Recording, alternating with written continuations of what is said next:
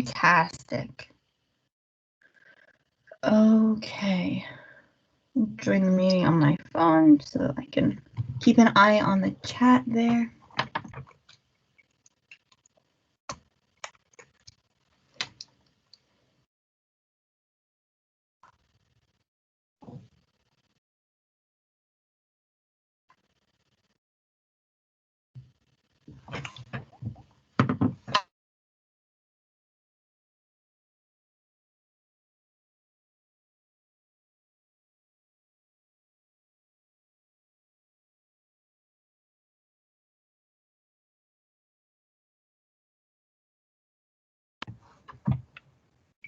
Okay, sorry, it kicked me out of the meeting. We'll try this again.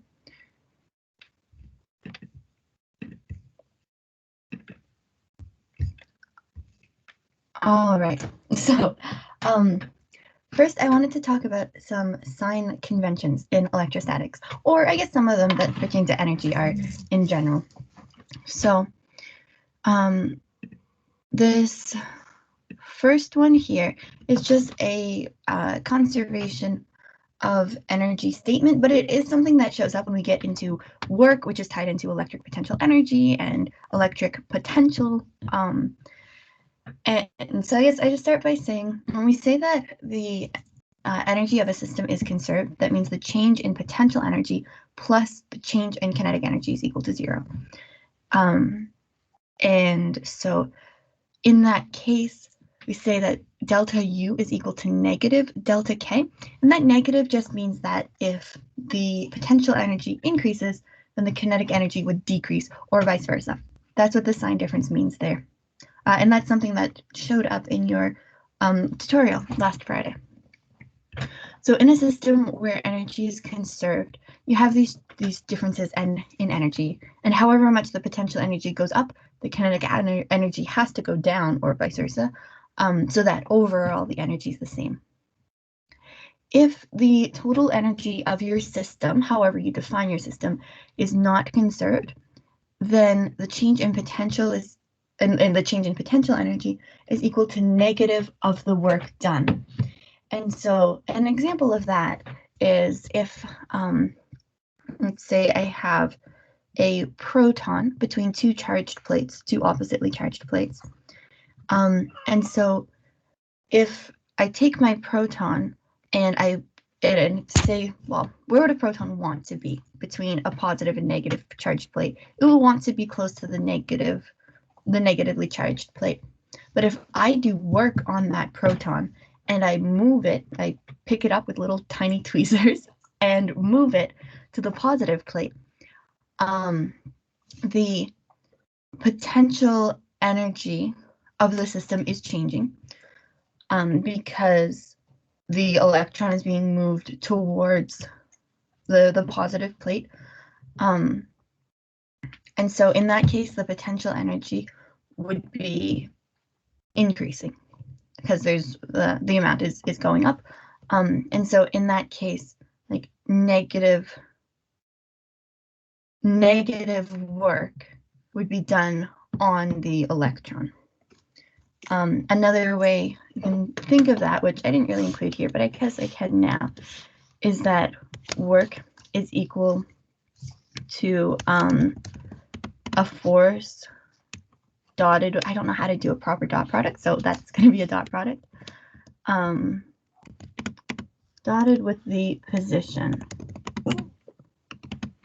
So another way you could think about it is if I take a proton and I move it from a negative plate to a positive plate, it's moving towards the positive plate, but the force that the electric field is applying to the proton is actually in the opposite direction. So the electric field is applying a force on the proton towards the negative plate along the electric field lines also, but I'm pushing it towards the positive plate. And so since the force and the displacement are in opposite directions in this example, the work would be negative. The work done on the particle or on the proton would be negative. So it has the opposite sign of the change in potential energy. So next, I'm getting into potential difference. That's our delta V, also called voltage, because we can't agree on one thing.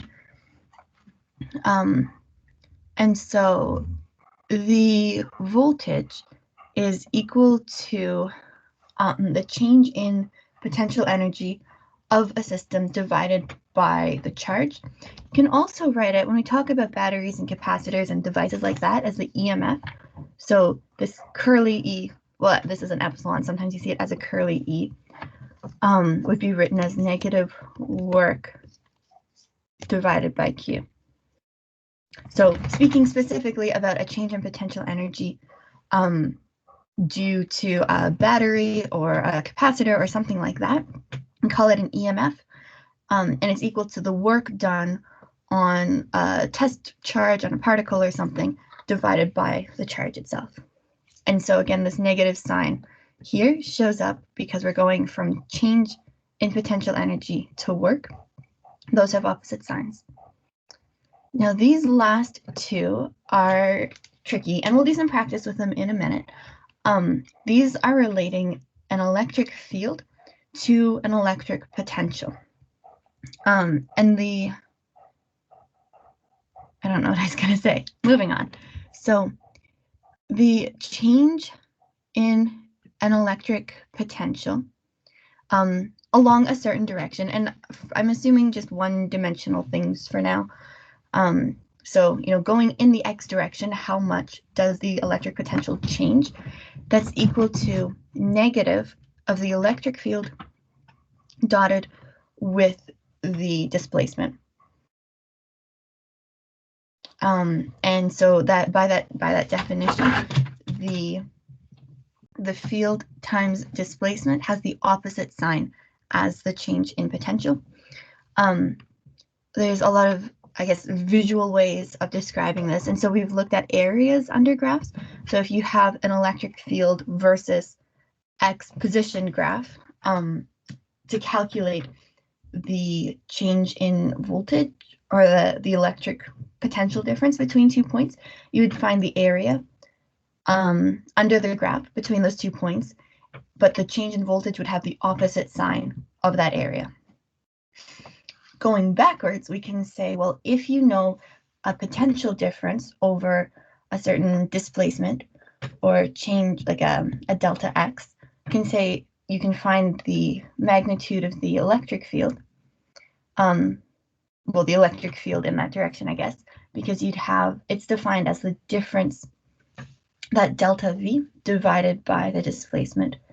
And so looking at this on a graph, you'd see this as being the slope of a voltage versus a position graph, or potential difference versus position graph. So I wanted to go through and clear up some sign conventions about that. My dog has decided to shake all over my room. Are there any questions about this? And for those of you who haven't been to my PAL session before, which I'm not sure if there's anyone new, but just in case, if you have a question, put it in the chat. If you don't have a question, let me know you're good.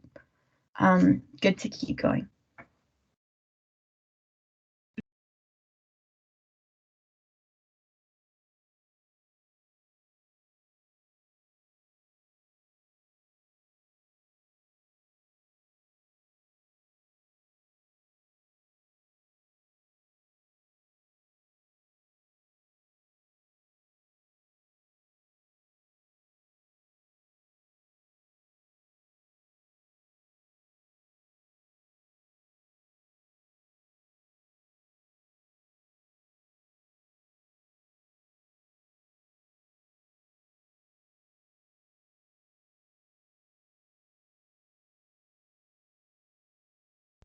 Okay, I'm seeing a chat flooded with goods, so that is fantastic.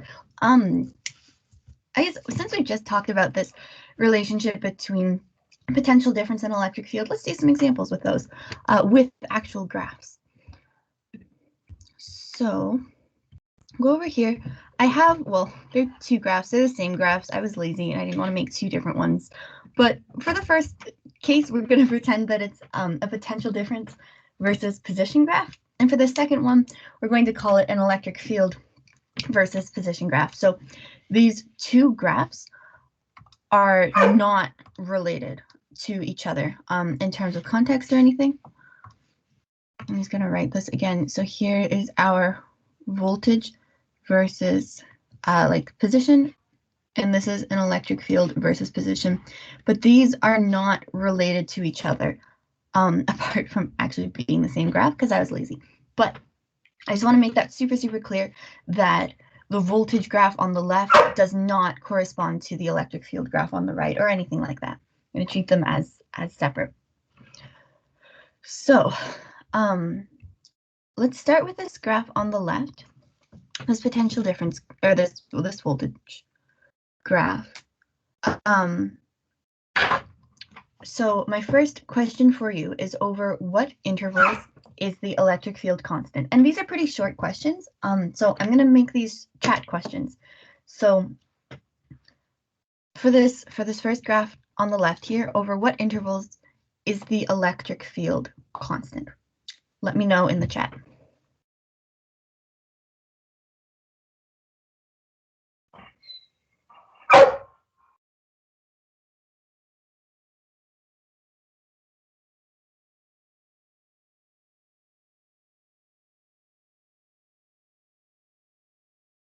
Okay, so I'm seeing 5 to 7, absolutely.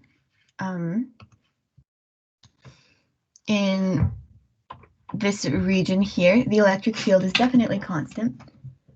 Okay, someone else is saying, see 0 to 7. Okay, so from x equals 0 to x equals 7, I see what you mean, but that's not quite right. And the reason I say that is because there are no, it's true that in this graph, the electric field is constant for different segments. I don't have, so for example, I don't have like a parabola.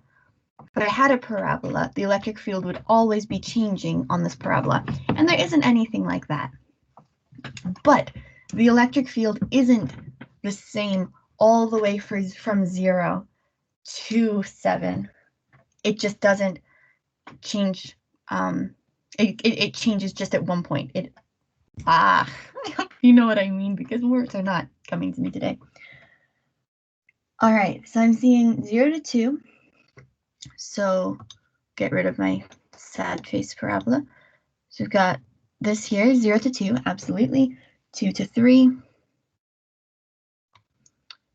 3 to 5, and then 5 to 7 is the last one. Yes, so everywhere there is a straight line, the electric field is constant, because the electric field is just the slope of a line in this type of graph. And so if it's straight, then it has a constant steepness, so the electric field is constant. Great. Next question is so we have our 4 segments where the electric field is constant for each of those segments. So what I want to know is, where is the x component of the electric field biggest? And so I said biggest, smallest, 0, and has the biggest magnitude. So biggest and smallest also includes the sign, just to make that clear.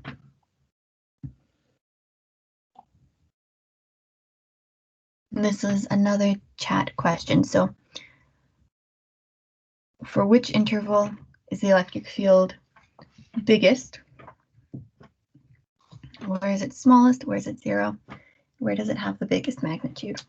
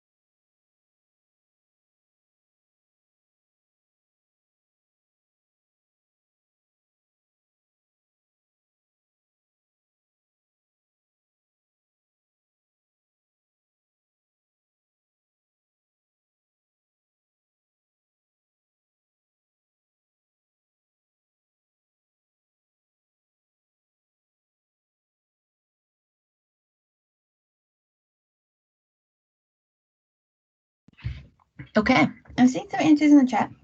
I'm seeing biggest is from 2 to 3, 0 is from 5 to 7, smallest is 3 to 5, and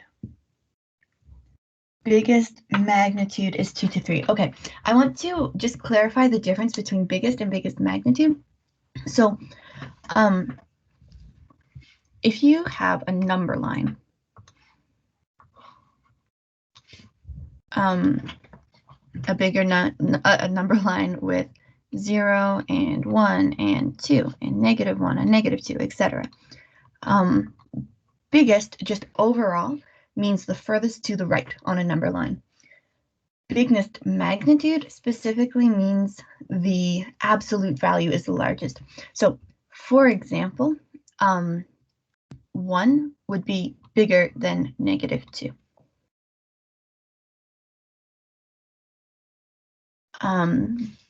But the absolute value of 1 is smaller than the absolute value of -2. So the magnitude of 1 would be smaller than the magnitude of -2, but 1 itself, without the absolute value signs, would be bigger than -2. Does this change anyone's answer for overall the biggest electric field?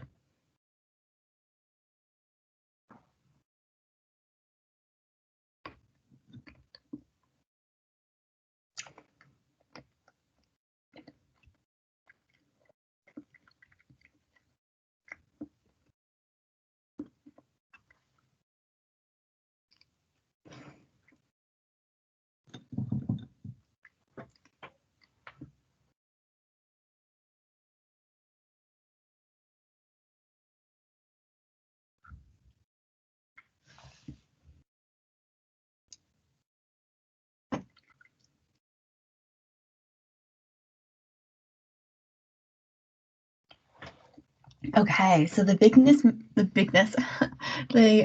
magnitude is from 2 to 3. Yes, because this interval here from 2 to 3, this is the steepest. We're not considering whether it's uphill or downhill. This is just the steepest part of the graph. So yes, the electric field would be the strongest here, or have the biggest magnitude. As far as the biggest electric field, including the sign, that is the segment from 3 to 5. So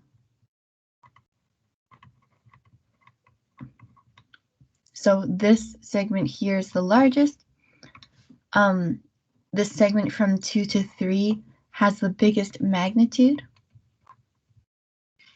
I don't know how to spell biggest, so I'm going to write largest.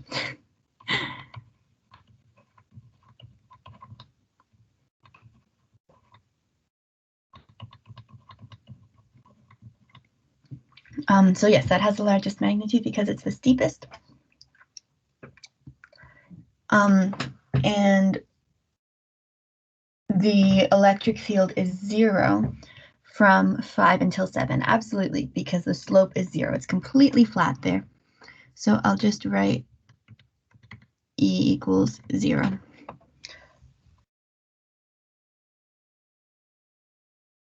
And what did we say about the smallest? Okay, so the smallest, yes, the smallest electric field would be 3 to 5 because it's a big number, but it's negative, so that makes it a very small value for the electric field. Nice. Okay. And I guess if I were to ask which segment has the smallest magnitude, that one, well, would be E equals 0 because it's flat. So I guess that's why I didn't include it in the first place. But yeah, the last thing I want to ask you is, just for the practice of doing a calculation, what is the electric field at x equals 1?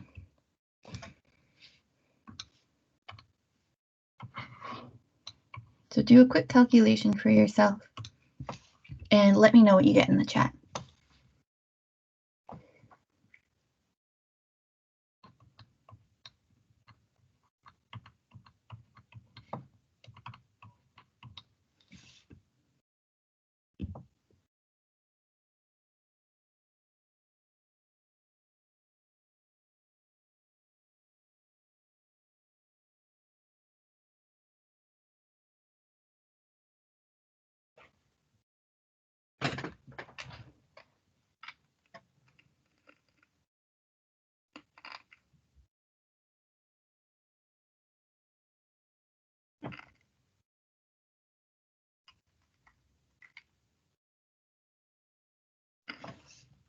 Okay.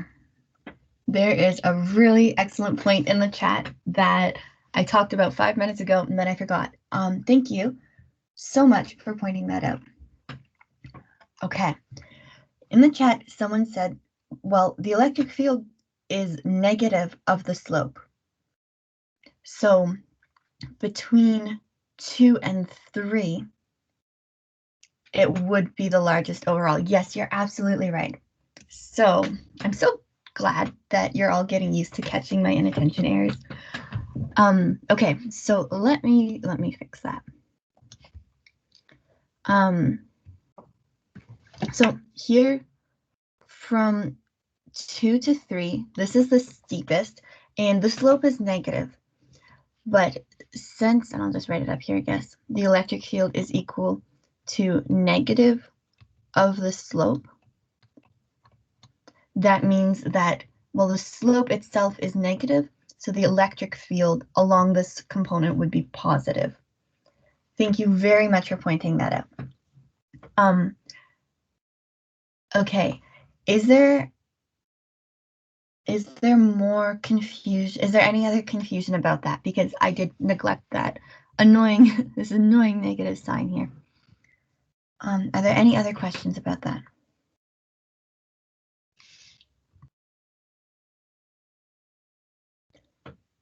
In the meantime, we're saying that the electric field at x equals 1, so here's x equals 1, that the electric field is equal to 2, and I'm seeing positive 2, which is good, yes. So,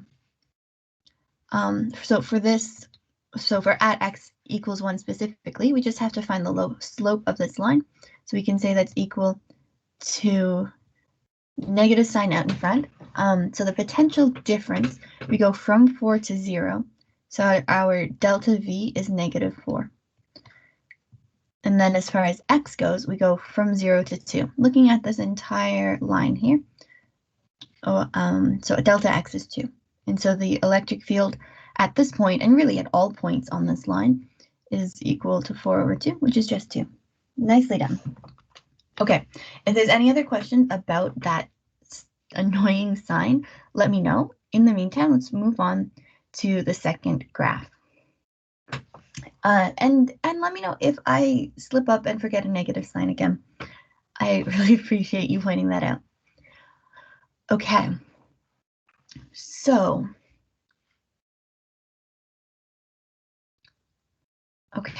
so here we have an electric field versus x graph. The shape of the graph is the same, but yeah. And so for this question, the first question is what interval of x, or like what regions or bounds of x, has the greatest potential difference? And so greatest potential difference, this does include the sign. And we're going to try to, or I'm going to try to remember this time, that the potential difference is equal to negative of the area. So what region here would have the greatest potential difference? Let me know in the chat.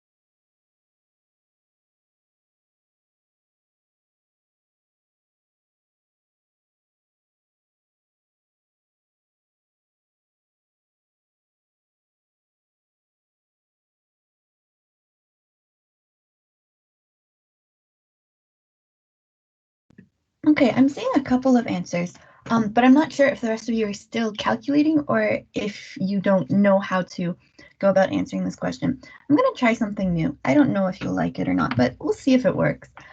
You know how I do my ready to continue messages and ask you to give it a thumbs up when you are like ready to keep going? I'm going to give you an I don't know message. So I'm going to type in the chat, I don't know. So this question, I'm saying what interval of x has the greatest potential difference. If you honestly just don't know how to calculate that, can you give a thumbs up reaction to my I don't know message? And be polite to people. Don't go checking and seeing who's reacting to it. It's supposed to be anonymous-ish, but also fast. So yeah, thanks. Thank you for your cooperation. And just that way I know that you're not still trying to calculate it and I'm not interrupting you.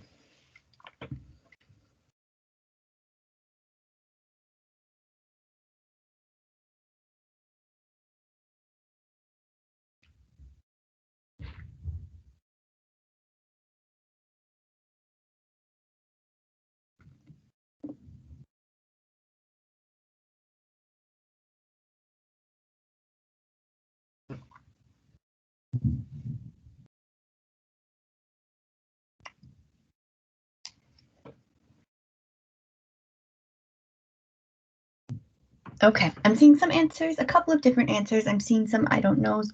We've got some non-responders, so I hope I'm not interrupting your writing or anything. But I think I will go ahead and explain this next part. So, well, I guess first off, given this graph, and I'll move my pirate wheels over here. Okay, so since we have an electric field versus x graph, a potential difference will be equal to the area of this graph between two different x values. And so my question is, what interval of x between where and where has the biggest potential difference? So first off, which intervals would give you the biggest area? And then we'll just double check to see if that corresponds to a bigger potential difference or a smaller potential difference. So I want to start with an example of something that's wrong, just so you can get a feel for why it's wrong. If I were to say, well, the graph starts at x equals 0 and it ends at x equals 7. So, I mean, if you have the biggest values of, that big range of x, that would, maybe that would make a big potential difference. Spoiler alert, it doesn't. This is a wrong answer, but I'm going to explain why. So from x equals 0 to x equals 7 here, like that does make for a big range of x. And so the areas that we have here, well, there's an area of this triangle. So there's a potential difference that happens here. And there's an area of this awkwardly shaped thing. And so like that is a lot of area. And that's what I've colored in. That's really the total area of the graph. The thing is, though, that up here above the x-axis, we have a positive area. And down here we have a negative area. This plus VE and minus VE is just a shorthand way of writing positive and negative. I don't know if you use that like in your class, but I've used that a lot, and I don't know, it's nice, convenient to write. And so the thing is that if we have a positive area and a negative area, these are going to kind of cancel out. And so what I mean by that is whatever this area is in this first triangle here, it's, I don't know, maybe about the same as in this shape. I haven't calculated this. I'm just saying these areas look like, just visually, like they're approximately equal. And in that case, these areas would cancel out because you'd have a positive area and a negative area of the same size. And so from 0 to 7, really the only potential difference that we would have to consider is this leftover area that doesn't get canceled out. And that's not the biggest area we can get. There is a region where there's a bigger area that corresponds to a bigger potential difference than this.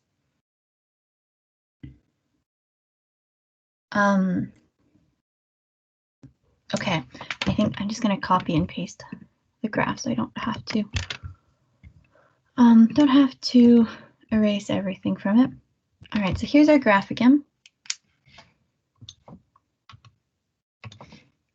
We have E and X.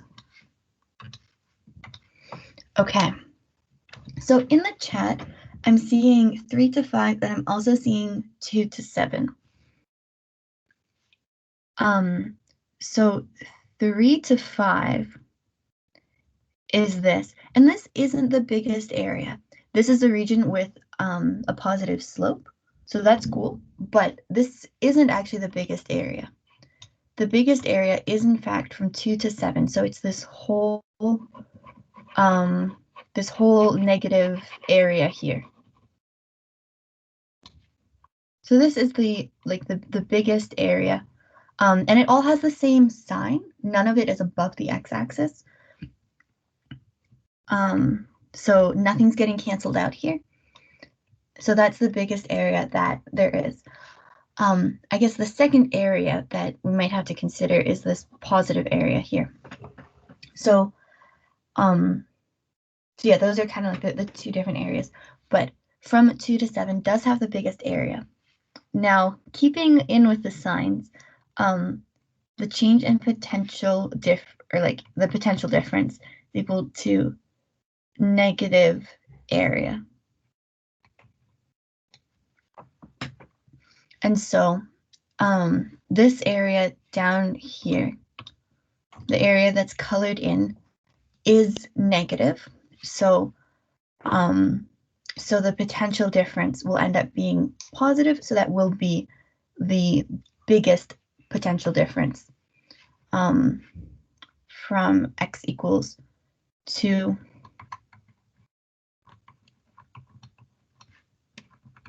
to x equals 7. Okay, now let's do another calculation, or I guess a more explicit calculation. So I'm telling you that the electric potential, not the potential difference between two regions, but the electric potential itself is equal to 4. No, sorry, at x equals 4 is 100 joules per coulomb. This is just a random number that I chose. So at 4, V, not delta V, just V, is equal to 100 joules per coulomb. What is the exact potential, not the potential difference, but the exact potential at x equals 2? Give that a try. I'm going to mute my mic. I'll give you an I don't know message. And yeah, let me know if you get an answer, or let me know if you're not sure, you want me to do it for you.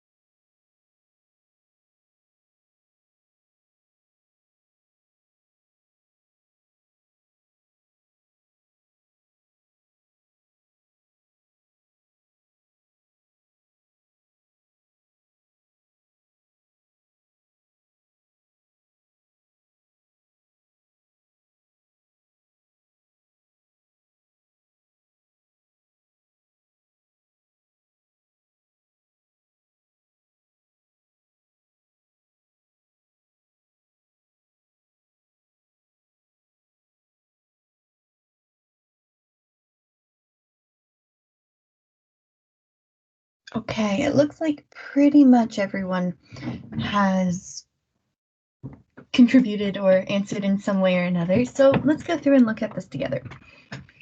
The graph, well, yes, so far we've been looking at areas of EX graphs. And what that tells you is the potential difference. So how much has the potential changed? And so what we can do is, well, we know what the potential is at 4, and we can use the area of the graph between 2 and 4. So this area here, we can use this area to find out how much the potential has changed in that area and kind of work back to figure out how much would it have to have started with at 2. And so someone in the chat put this in a really great way. And they said, it's at, I'm going to rearrange it a little bit, but it's written well. So 100 joules per coulomb is at x equals 4. And this is equal to whatever the voltage is. I'm just going to write V2, so like the voltage at x equals 2, plus however much the voltage has changed going from 2 to 4. And so writing this in words, you can say, well, this is the voltage at 2 plus the area from 2 to 4, which isn't a super mathematical way of putting it, but it gets the point across. The voltage at 4, so that's 100 joules per coulomb, is equal to the voltage at 2 plus however much it changed, which is the area from 2 to 4.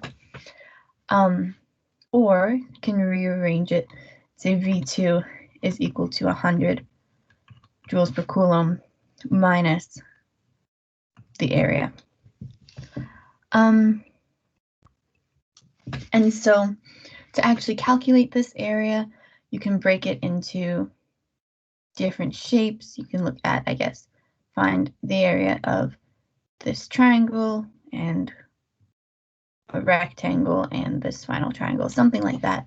I see someone in the chat has already gone through and calculated it out for us, and it does work out to being 100 minus, 5.5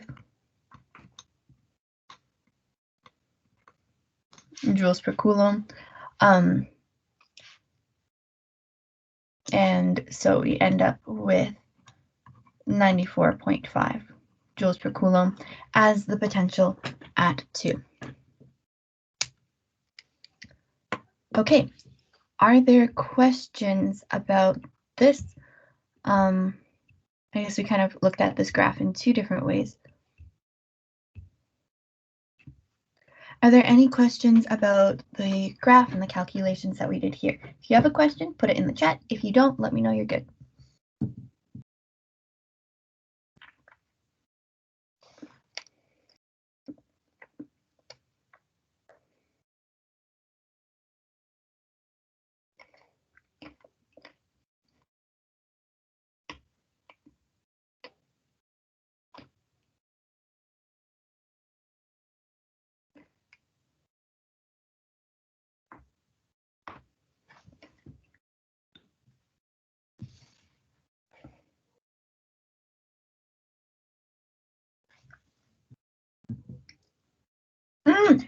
Wait.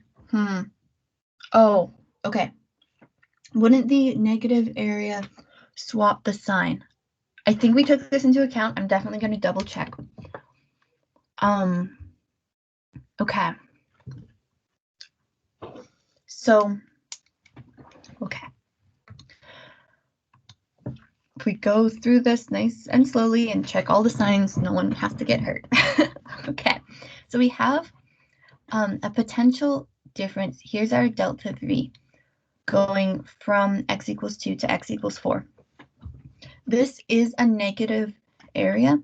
So, okay, so the area is negative. And that means that delta V is positive. because delta V has the opposite sign as the negative, which is I think what you were getting at there. So delta V is positive, which means going from 2 to 4, the potential should increase. It should get bigger, and it does.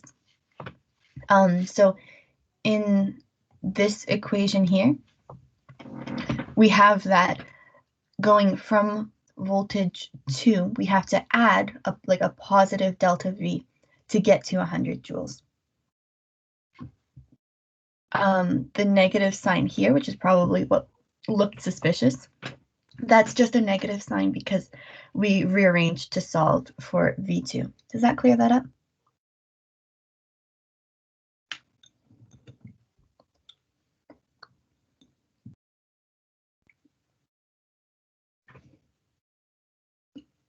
Okay, yes, increase from left to right.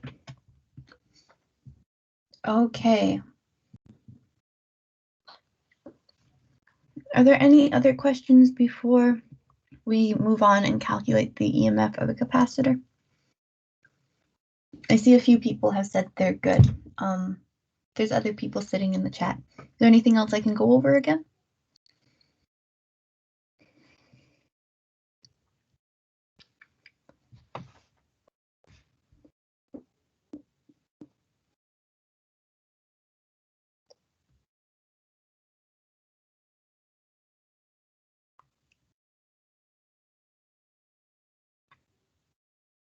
Okay, I don't see that anyone else is typing, so I'm going to assume this is okay. If you want to come back to it after, though, let me know. I want to move on now so we have time to get in one more question before Pal's done for today. Okay. So next, what I want to do is calculate the EMF of a capacitor. And I've given you the charge that it has and the distance that the plates are separated by. And then we'll use this to find the capacitance of the capacitor. So if we have 2 plates, and we'll make one of them positive, and we have one that's negative. We've got electric field lines going from positive to negative. And we know the charges. There's, well, I'll call it positive Q for now, and negative Q. Just, we'll plug numbers in later, but we know the charges. We also know the distance, which I'll call this distance D for now, just to give it a variable. And we need to calculate the EMF of this capacitor. That's the same thing as the potential difference between one plate and another. So we don't need to know the exact voltage at the positive plate or at the negative plate. We just need to know what's the difference in voltage, the difference in potential, which is the voltage of the capacitor.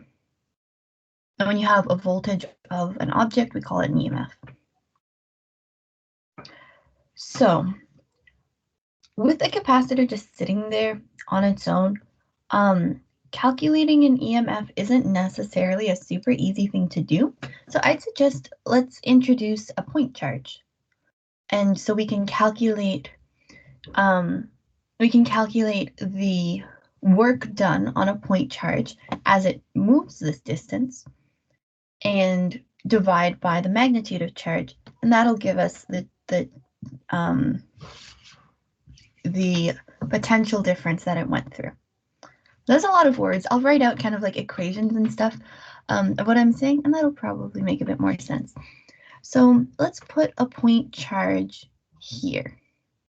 So this is not part of the capacitor. This is something as scientists are going to do a test. We're going to put our point charge there. And I'm going to make it positive because if I put a positive charge beside a positive plate, the electric field is going to make it travel this distance d to get to the negative plate.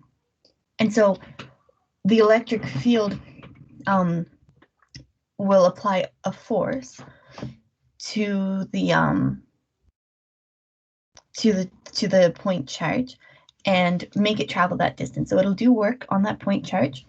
And so once we find the work done on the point charge, we can divide it by the magnitude of the charge, and that will give, well, negative the delta V. I guess really calculating the EMF, we're mostly just looking for the magnitude of the voltage or the potential difference anyway. But yeah, that's kind of the plan. Does anyone remember what the equation is for the electric field between two parallel plates?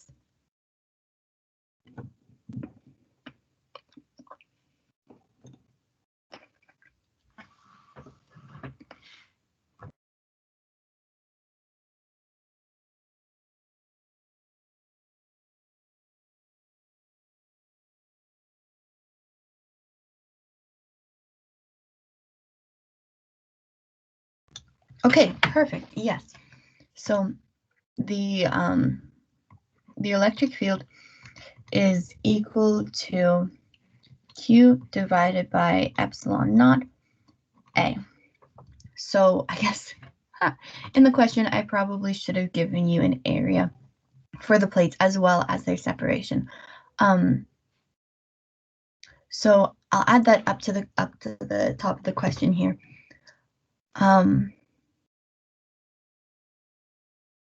Or I could just give it as a charge density. Honestly, that'd probably be easier and more likely to something you would see in a question. So we'll say that it actually has a charge density of 10 microcoulombs per meter squared.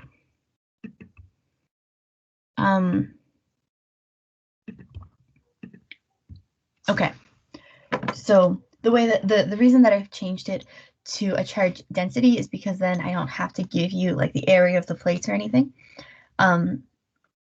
We can just say that this value, like this quantity Q over A, is the charge density. So we'll have the electric field is equal to the charge density divided by epsilon naught, which is honestly more like something you would see in a question anyway. So there is the electric field. The electric field that's between the plates, and we can find the force that the electric field applies to our point charge. And I'm going to keep, so our point charge, it has a charge little q. And we don't have the value for that yet, but since we've put the point charge there, if we need to, we can just choose a point charge that we know. We could choose that it's a proton, for example. But for now, it's all algebra anyway, so I'm going to keep it as lowercase q. So we know from earlier chapters, oh, that's funny. I already have like a nice diagram of a capacitor here, which actually someone made in yesterday's PAL session for me. Okay. So on this nicer one, here's our distance d. This has a positive charge. And these plates both have charge density sigma, but they are plus and minus sigma. Okay. So we have an expression for the electric field between these plates. So we can find the force acting on this point charge. So the force on the point charge Q is just equal to Q multiplied by the electric field. Or since we already have an expression for the electric field, you can say that's Q times sigma over epsilon naught. Now that we have the force acting on the point charge, we can calculate the work from that. And so the work is just equal to the force multiplied by the displacement. And I'm going to write it just as a scalar. I'm not going to bother with a dot product or anything. And the reason for that is because we know the force is acting in the same direction as the displacement. So when you do the dot product, it'll end up just being the magnitude of F times the magnitude of D anyway. And same thing, I can plug in the equation we've built so far for F into this. So F is Q sigma over epsilon naught. So we'll have Q sigma D over epsilon naught. And that's the work done on the proton, or whatever the positive charge is, as it's moved by the electric field from the positive plate to the negative plate. Just a sanity check. The work that we're getting is positive, and it should be, because the force and the distance are in the same direction. And so that is a good thing. So the whole reason that we went through all of this to calculate the work was because the potential difference is equal to negative of the work done per unit charge. So we can write that the potential difference, delta V, is equal to negative work over Q. And so that'll end up being negative, well, our work is Q sigma D over epsilon naught. So I'm just going to write this as over Q epsilon naught because it's getting divided by Q. And now actually our charges cancel out, and they should. The potential difference should be independent of charge. So it actually doesn't matter what magnitude of charge we put there. We decided that it would be a positive point charge so that we know the electric field should do work on this charge and accelerate it towards the negative plate. But the magnitude of the charge really doesn't matter at all, because the potential difference is just a property of the capacitor. It doesn't depend on the point charge itself. So the potential difference ends up boiling down to sigma D over epsilon naught. And so in the question, I said, or I guess I made sigma equal to 10 microcoulombs per meter squared. D was 1 millimeter. And epsilon naught, I don't remember what epsilon naught is now. Oh, thank you. Someone in the chat said, where did the negative go? I neglected it. I forgot about it, but you're not supposed to do that.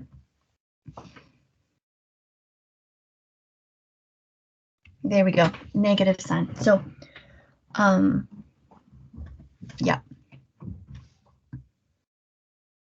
Thank you for pointing that out.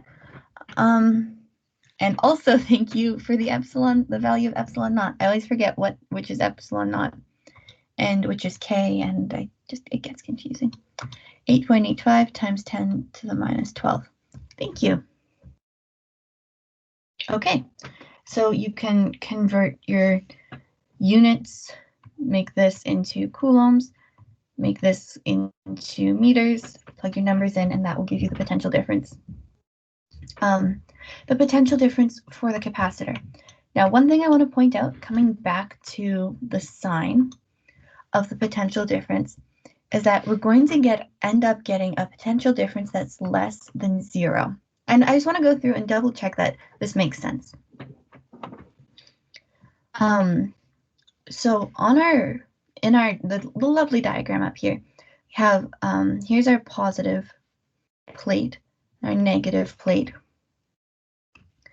And so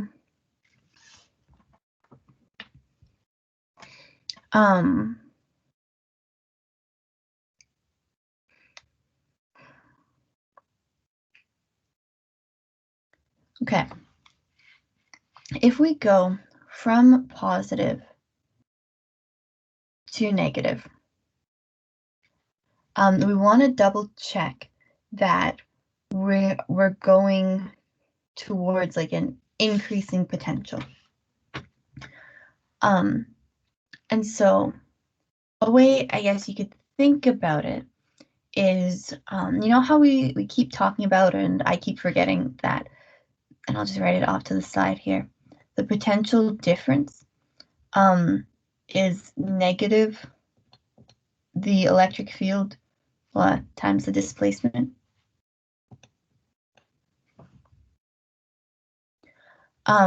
So the potential difference is equal to can't even read that. Okay. Delta V equals negative ED. And I'm dropping the vector signs for now, assuming everything's in the same, in the right direction and all that stuff. So I guess one thing I want to point out is this, so this negative sign here. So going from the positive plate to the negative plate, we're going like in the same direction as the electric field lines, kind of. And so our potential, this is hard to explain. I want to say it's like the opposite of that, kind of. Like the potential has the negative sign. And so the potential is decreasing. So we're going to a region of lower potential, going towards the negative plate. Something else that I want to point out is that we could have actually just started and done our entire calculation only really with this equation here in the blue box. I mean, we would have still had to go start by finding the expression for the electric field in a capacitor. But you see how this is the same as the answer that we got? Here's our electric field, and then we multiply by D. So if you get a question like this, you see a question like this, you can totally just calculate the electric field, which we did with sigma over epsilon naught, and multiply it by the separation of the capacitor plates. I wanted to go through the steps of finding the force on a test charge and the work done on a test charge and calculating the potential difference that way to show you why the charge doesn't matter. And it's a good reminder of how force is connected to work, connected to potential, things like that as well. But a much simpler way that we absolutely could have done it was to do this delta V is equal to minus, well, E dot D technically, but yeah. Okay. Last thing, we're already over time, but I do just want to go over this one little thing, is the capacitance of the capacitor. And now that we've found the potential difference, that's going to be a breeze to do, because the capacitance, I'll write it down here. The capacitance C is just equal to the charge on one plate divided by the potential difference. So I guess we would need the area of the plates after all, because this would be sigma times A, so that would be the total charge on one of the plates, divided by the potential difference that we found, which was negative sigma D over epsilon naught, or whatever it ends up being when you calculate it. And so the capacitance then for this capacitor is equal to negative, I'm honestly not sure if the negative sign is necessary. Capacitance is usually just a scalar value, so I think this should actually be like the absolute value of the potential difference. I've never seen a negative capacitance. It's just a scalar value, and it's not a difference between anything. So the absolute value of delta V here. And so the capacitance ends up being epsilon naught A over D, because the sigmas cancel out. And so in a question, well, I guess if it's an algebraic type question, you just leave it like this. And if I give you an area, you just plug that number in. Okay. So are there any last questions about this? I'll zoom out so you can see more of the calculations and the problems that we've done. We did a lot tonight. Look at us go, guys. Okay. Are there any last questions before we wrap this up? And if not, let me know you're good.